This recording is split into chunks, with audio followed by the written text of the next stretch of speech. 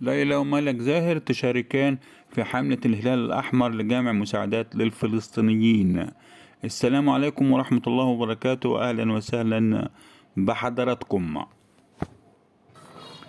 شاركت الفنانة ليلى أحمد زاهر جمهورها مقطع فيديو يجمعها بشقتها ملك زاهر أثناء مشاركتهما ودعمهما في حملة الهلال الأحمر، والتي تقوم بإرسال المساعدات إلى قطاع غزة بعد القصف الإسرائيلي، مشيرا إلى أن 30,000 متطوع يشارك في حملات الهلال الأحمر المصري.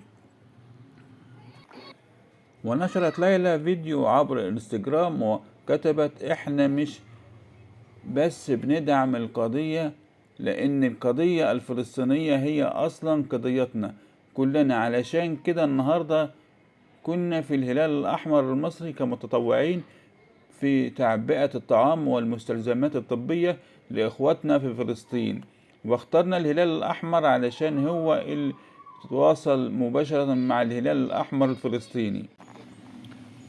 وبتقول بيعرفوا ايه احتياجاتهم بالظبط، وبيوفروا طبعا عن طريق تبرعاتهم.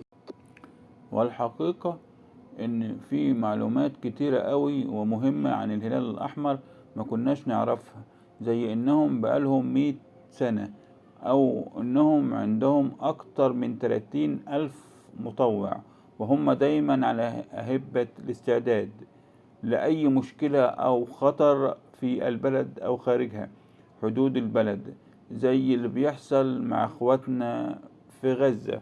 فضلا وليس أمرا، فعل زر الجرس ليصلك كل جديد، والسلام عليكم ورحمة الله وبركاته.